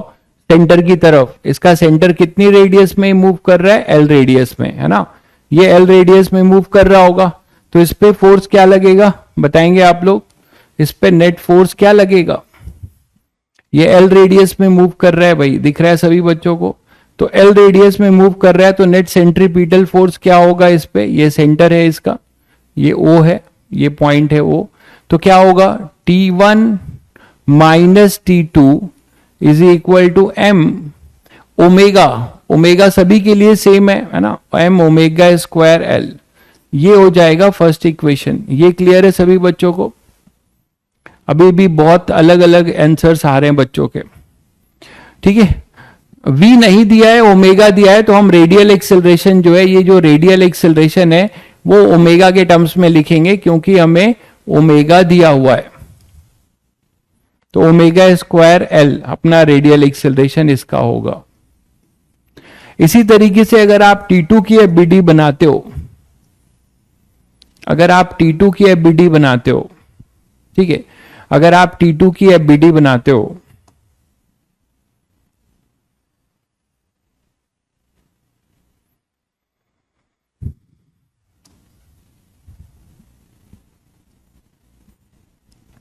तो T2 के लिए इक्वेशन क्या लिखा जाएगा बताएंगे आप? T2 के लिए इक्वेशन क्या लिखा जाएगा? T2 के लिए हमारा जो सर्कल है वो कितने रेडियस का है? ये रेडियस कितना हो गया है? T2 कितने रेडियस में मूव करेगा भाई? 12 रेडियस में। दिख रहा है सभी बच्चों को? तो T2 जो है 12 रेडियस में मूव करेगा, तो ये 12 हो जाएगा और सेंटर अपना O है। तो कितना नेट सेंट्रीपिटल लगा? T2 minus T3 is equal to 2M omega square R। R का मतलब यहां पे 2L। तो फाइनली आएगा T2 minus T3 equal to 4m omega square L. This is our second equation. This is our second equation. Clear है? ठीक है. अब हमें थर्ड का बनाना है. तो थर्ड के लिए जो एफबीडी बनाओगे तो व्हाट इज थर्ड पे लगने वाला नेट सेंटर की तरफ फोर्स क्या हो जाएगा? तो थर्ड के लिए अगर आप बना रहे हो तो थर्ड के लिए केवल एक ही फोर्स लग रहा है और वो फोर्स लग रहा है अपने पास T3 which is providing you the necessary centripetal force. और कितने रेडियस में ये घूम रहा है? T3 कितने रेडियस में घूम रहा है? T3 घूम रहा है 3L रेडियस में. ये 3L है, ये 2L है. दिख रहा है सभी को? ये सेंटर है, ये है O. तो ये कितने इसको सेंट्रीपिटल फोर्स दे रहा है? T3 इज इक्वल टू, इसकी वैल्यू है 3m omega square 3L. That is T3 is equal to 9m omega square L. किसी बच्चे ने मुझे लगता है आंसर सही नहीं दिया था. ठीक है. तो यहां से अपने पास आ जाएगा. अब सही आंसर आ रहा है बच्चों का. अब आ रहा है सही आंसर. तो T3 आ जाएगा 9m ओमेगा स्क्वायर एल. जैसे T3 मिल गया T2 मिल जाएगा भाई.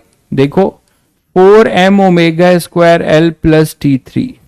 तो T3 की वैल्यू पुट कर दो यहां पे, है ना. T3 की वैल्यू यहां पे पुट कर दो तो T2 आ जाएगा 13m ओमेगा स्क्वायर एल.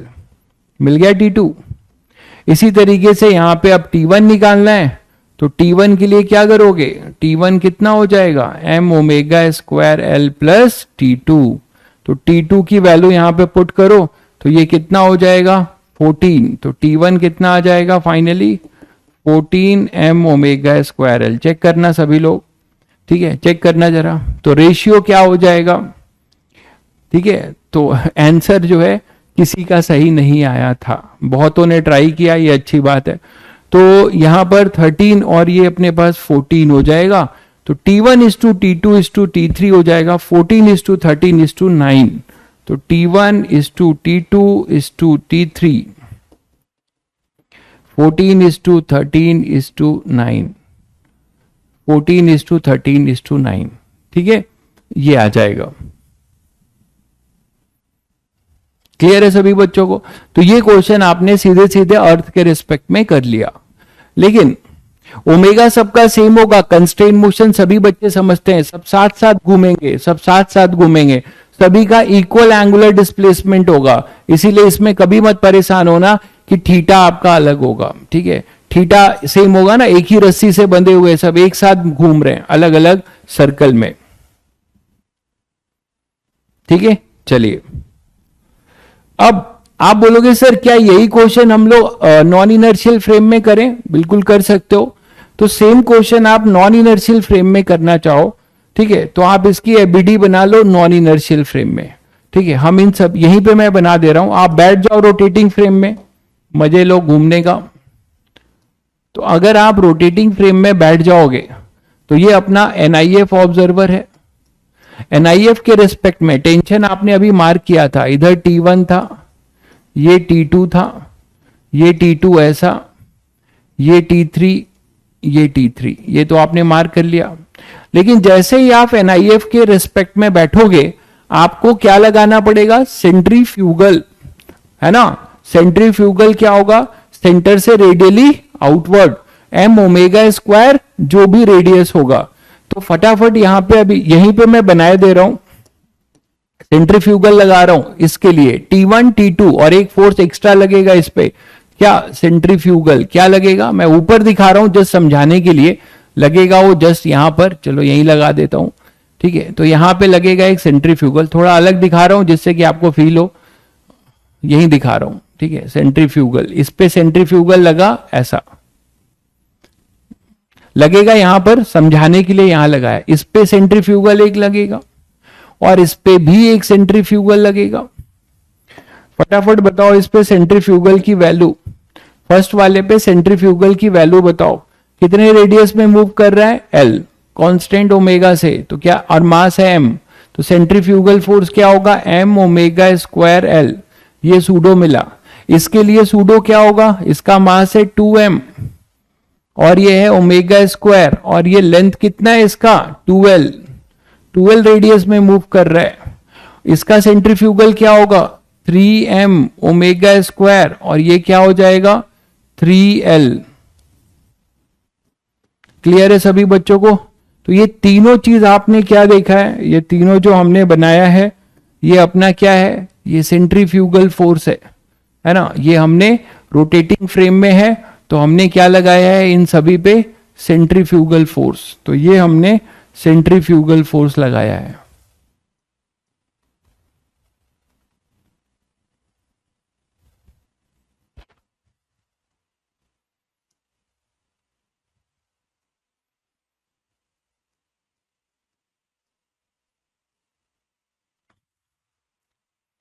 तो सेंट्रीफ्यूगल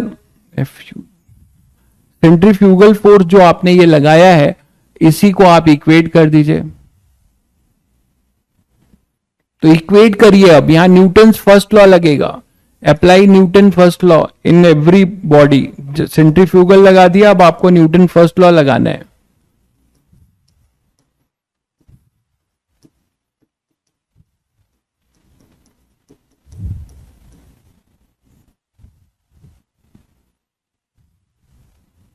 तो क्या हो जाएगा T1 is equal to T2 plus M omega square L. ठीक है, इसके लिए क्या होगा T2 is equal to T3 plus 4m omega square L और इसके लिए होगा T3 इज इक्वल टू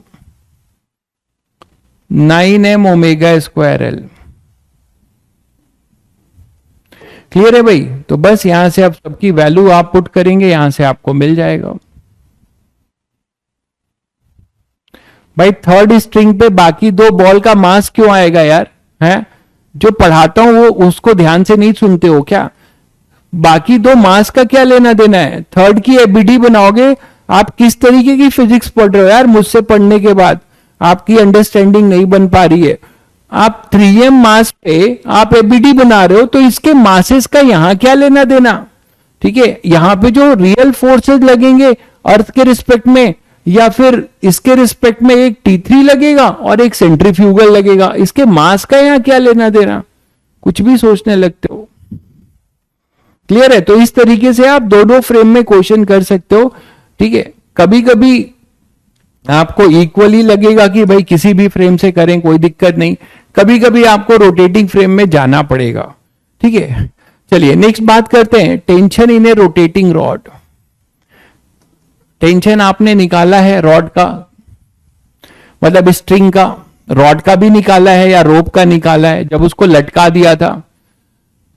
ये वही रॉड है जिसको आप न्यूटन लॉ में छोड़ आए थे लटकाकर। आप इसके साथ अत्याचार करने में जो है कोई कमी नहीं छोड़ रहे हो। आपने न्यूटन्स लॉ में उसको लटका दिया था रोप को या रॉड को, और आपने क्या किया था टेंशन निकाला था due to itself wait.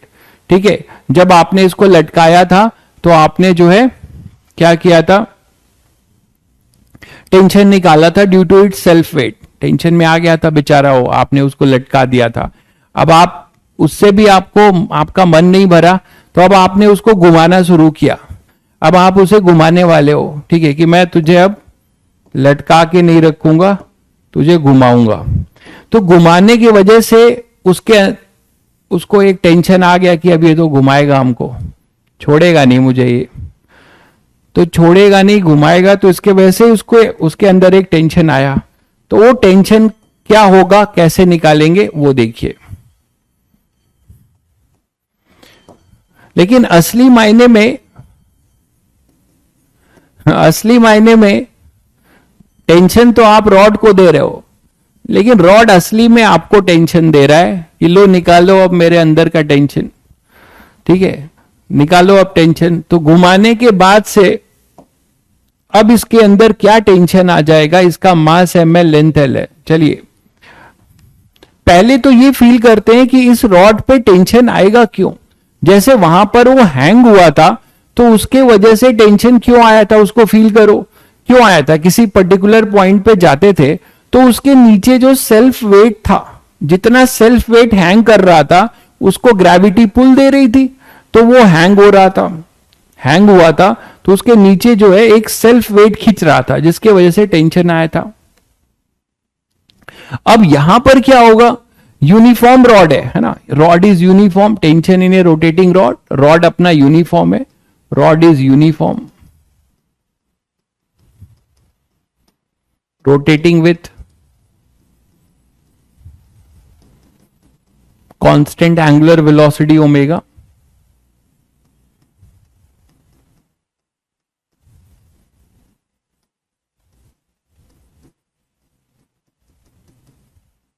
Rotating with constant angular velocity omega. समझ गए सभी लोग? The whole system is in a horizontal plane.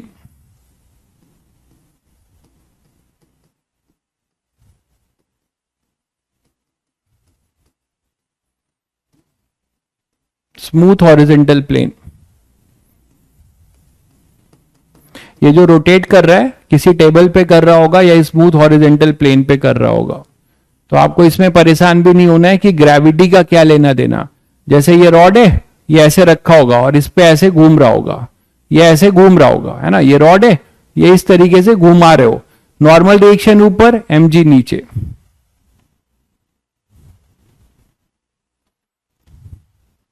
अगर ओमेगा कांस्टेंट नहीं है भाई, देखो अगर ओमेगा कांस्टेंट नहीं होगा तो एंगुलर एक्सेलरेशन अल्फा आ जाएगा, और एंगुलर एक्सेलरेशन अल्फा आ जाएगा तो कहानी बहुत बिगड़ जाएगी। फिर सेंट्रीफ्यूगल फोर्स केवल आप एक नहीं दे पाओगे, आपने पढ़ा है कि आपको एक टेंजेंशियल एक्सेलरेशन मिल रहा होगा, तो उसके वजह से भी एक सूडो लगेगा। ठीक है, उस पर हम आगे आएंगे, अभी हम कांस्टेंट ओमेगा से ही बात कर रहे हैं इसीलिए। चलिए, तो यहां पे सभी बच्चों को क्लियर हो रहा है कि यहां पे टेंशन एक तो अलग अलग होगा। क्यों अलग अलग होगा इसमें टेंशन? किसी ने बताया नहीं मुझे अभी तक कमेंट करके। किसी को कुछ फील हुआ कि इसमें टेंशन हर पॉइंट पे रोटेट कर रहे होंगे, तो अलग अलग क्यों होगा? ग्रेविटी का मैंने कोई रोल तो है ही नहीं, ग्रेविटी तो जिस टेबल पे रोटेट हो रहा है उसके नॉर्मल रिएक्शन को बैलेंस कर रही होगी, तो उससे आपको कोई टेंशन नहीं। आपको ये बताना है कि ये हर पॉइंट पे टेंशन अलग अलग क्यों लग रहा है, आपको ये फील कर पा रहे हैं?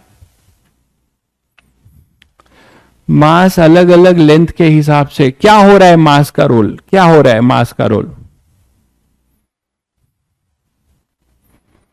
बिल्कुल आपको ये बताना चाहिए कि सर हर रॉड, बहुत बढ़िया भाई ओजस्वी, बहुत बढ़िया, हर मास जो है अलग अलग रेडियस में मूव कर रहा है, हर मास जो है अलग अलग रेडियस में मूव कर रहा है।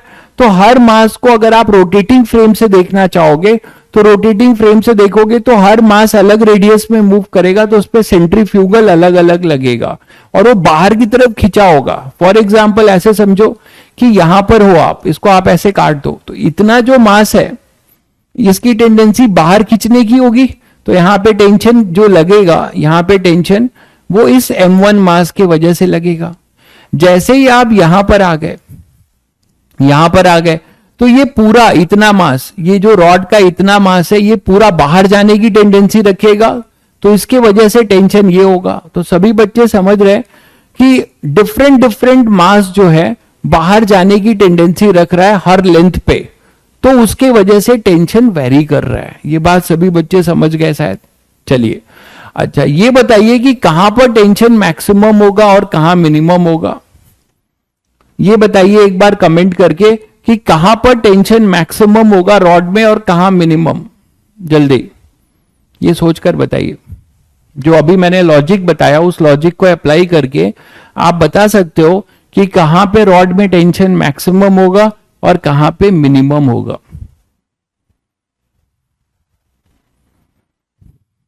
एट द एंड क्या लिख रहे हैं? एंड पॉइंट पे मैक्सिमम होगा। एंड पॉइंट पे मैक्सिमम होगा भाई, बहुत बच्चे लिख रहे हैं खैर कि एंड पॉइंट पे मैक्सिमम होगा। भाई रॉड के स्टार्टिंग में मैक्सिमम होगा। कैसे?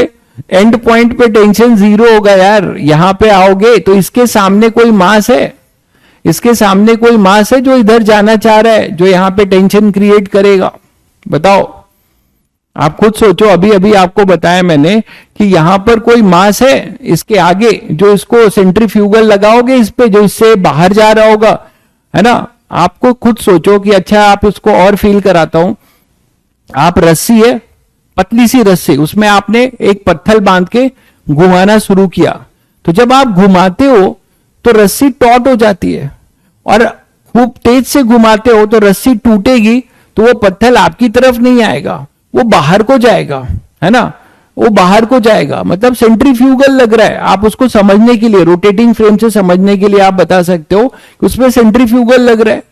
तो उसी तरीके से यहां पर कोई मास है ही नहीं जिससे कि ये बाहर जाए, तो यहां पे टेंशन तो यार जीरो होगा, आप बता सकते हो।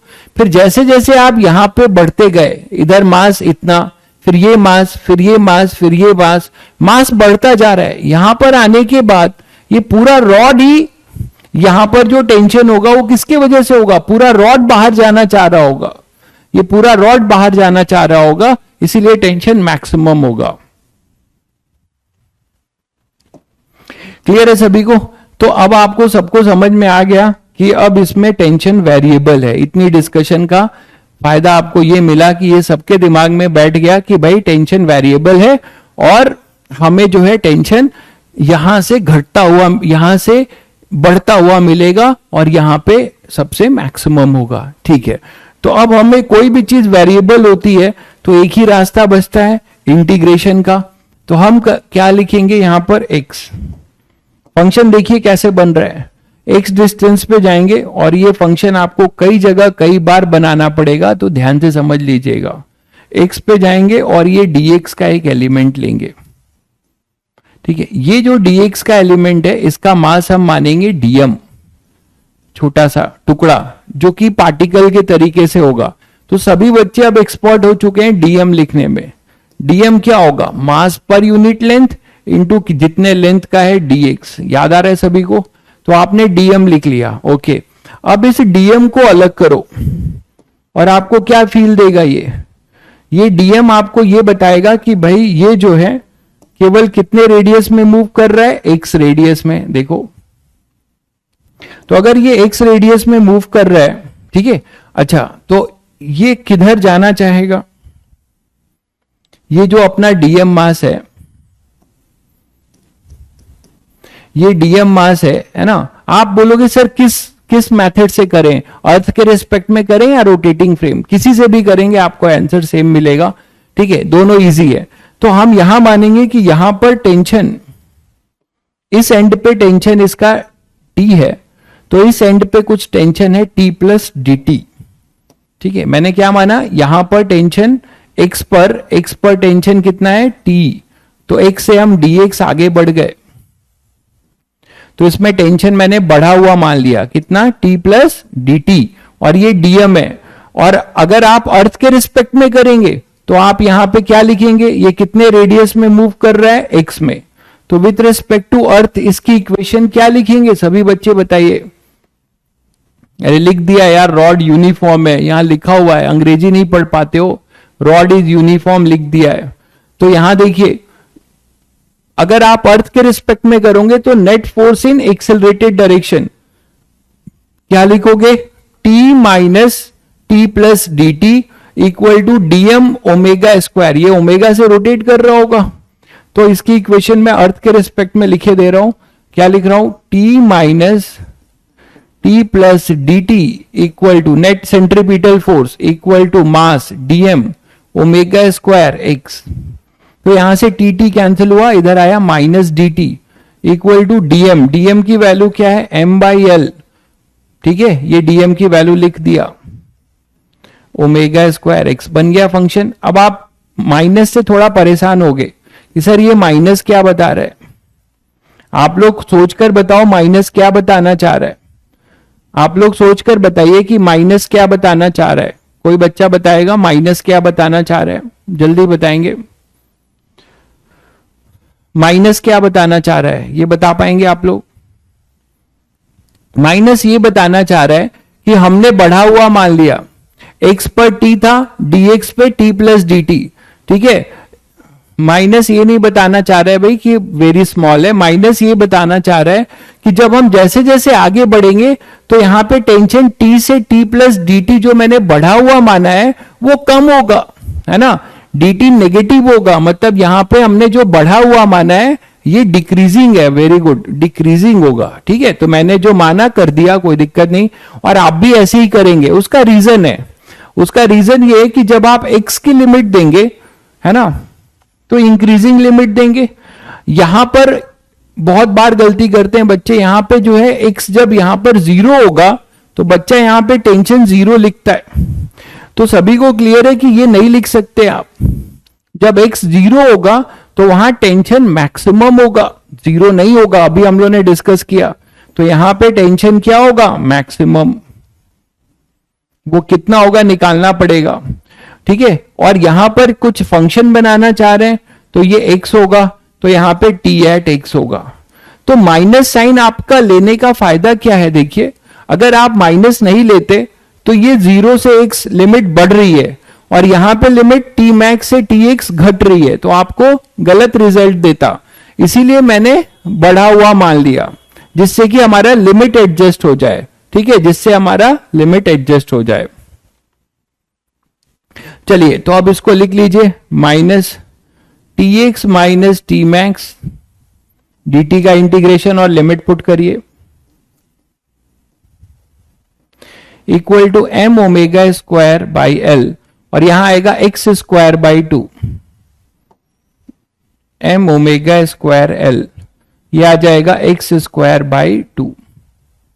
तो फाइनली हमारे पास आएगा m omega square X square upon 2l।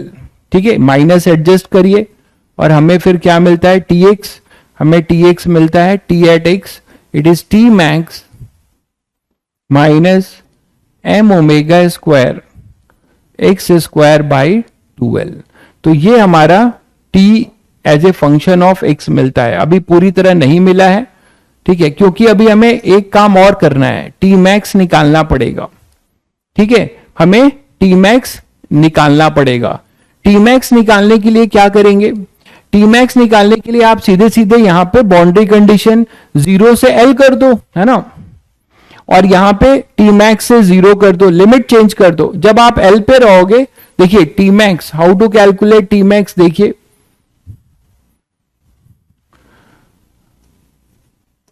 For t max just हम लिमिट चेंज कर देंगे। क्या था हमारा फंक्शन, फंक्शन वही रहेगा, लिमिट चेंज होगा। इधर हो जाएगा अपने पास dt माइनस dt, ये लिखेंगे t मैक्स, और यहां 0 लिख रहा हूं, क्यों, क्योंकि m omega square l, m omega square by l, और ये x dx है। ध्यान से देखो, जब x हमने 0 लिया तो t मैक्स था, अब मैं यहां पे x l कर रहा हूं, x यहां पे क्या कर रहा हूं, l, एंड पे आ गया। तो एंड पे सभी बच्चों को पता है कि वहां उसके आगे कोई मास नहीं है, वहां टेंशन 0 होगा, जो हम लोग डिस्कस कर चुके हैं। तो यहां पे जब l करेंगे तो उसके कॉरस्पॉन्डिंग 0 होगा, तो t मैक्स मिल जाएगा तुम्हें। तो क्या मिलेगा, 0 माइनस T max equal to m omega square by l, और ये हो जाएगा l स्क्वायर बाई 2। तो ये माइनस माइनस प्लस, तो t मैक्स कितना आ गया, वो हमें मिल गया m omega square l by 2। तो t मैक्स हमें मिला m omega square l by 2। ठीक है, अब आपको t मैक्स मिल चुका है। अब आप t as a function of x भी निकाल सकते हो। t as a function of x क्या था, ये था, देखो, t max minus m omega square X square by 2l। tx general क्या था, tx था t max minus m omega square X square by 2l, शायद यही था।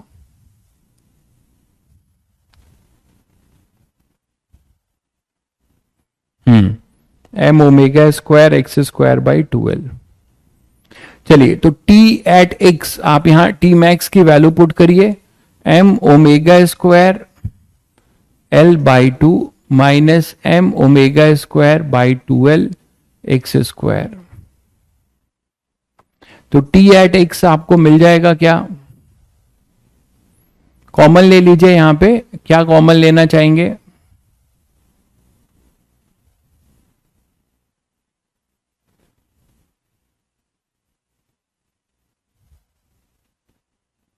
M omega square by 2l अगर हम लोग कॉमन ले लें, ये कॉमन ले लिया तो यहां पे M omega square by 2l common लेंगे तो ये एल ऊपर जाके डिवाइड हो जाएगा, क्या आएगा L square minus X square. तो ये एक रिजल्ट है जो आप याद कर सकते हैं, ठीक है, क्योंकि ये बहुत जगह काम आएगा, बहुत चैप्टर में। तो आई विल सजेस्ट कि remember this result also, important result, कि जनरल आप रोटेटिंग रॉड का किसी एक्स डिस्टेंस पे, बट ये ध्यान रखना कि एक्स कहां से है, from where we are rotating it. End से पूछ लेगा और तुमने पुट कर दिया तो गलत हो जाएगा, है ना। एंड से अगर एक्स दिया है तो एल माइनस एक्स करके पुट करना होगा। तो आपको लिखना होगा M omega square by 2l L square minus X square.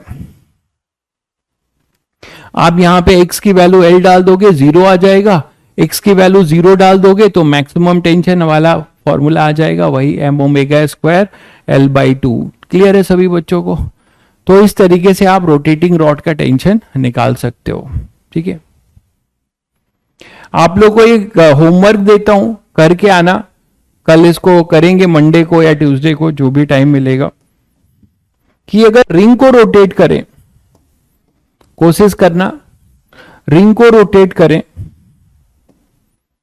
किसी रिंग को अगर हम रोटेट करते हैं कांस्टेंट ओमेगा से, ऐसे ऐसे नहीं, प्लेन में ही रोटेट करते हैं, इसी प्लेन में ही,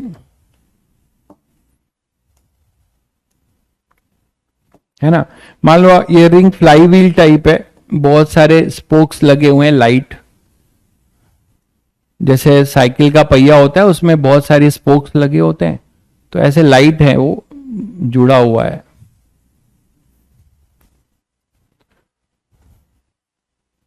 और आप इसको इसी प्लेन में रोटेट कर रहे हो, इसी प्लेन में कांस्टेंट ओमेगा से रोटेट कर रहे हो, तो इसमें टेंशन कितना होगा? तो tension in a rotating ring, element cut करके कुछ सोचिएगा, कम से कम कुछ तो सोचेंगे। रोटेटिंग रिंग, रोटेटिंग रिंग में कैसे टेंशन निकालेंगे और क्यों होगा ये भी सोचिएगा, ठीक है। चलिए फिर ट्यूसडे को मिलते हैं। आप लोग जो है, जो डीपीपी अपलोड होगी काइनेमेटिक्स रोटेशन की, है ना, 3 फॉर्मूले जो काइनेमेटिक्स के हैं उससे आप उसको करिएगा। बाकी आप कुछ होमवर्क ले जाना चाहें तो होमवर्क ले लीजिए, बिल्कुल, अभी 2-3 दिन का टाइम है, वेट करिए, होमवर्क दे रहा हूं।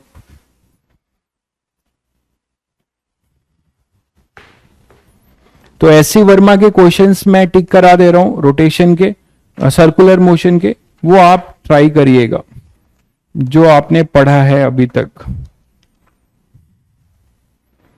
ठीक है। कुछ आपको बहुत कैलकुलेटेड मिलेंगे, कुछ आपको बहुत कैलकुलेटिव मिलेगा तो छोड़ दीजिएगा। जैसे शुरू के क्वेश्चन नंबर 1 से लेकर आप 14 तक, है ना, 1 से लेकर 14 तक ट्राई कर सकते हैं। उसके बाद से मैं लिख देता हूं,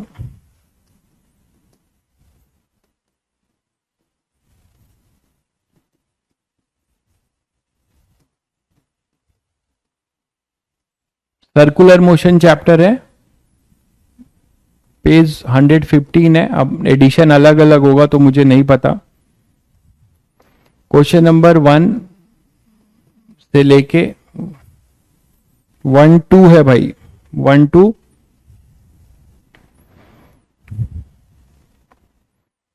14,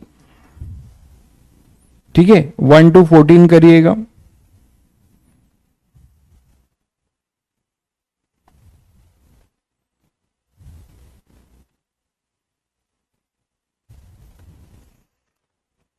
इतना काफी है, 1-2 14, ठीक है, 1-2 14 ट्राई करिएगा, ठीक है।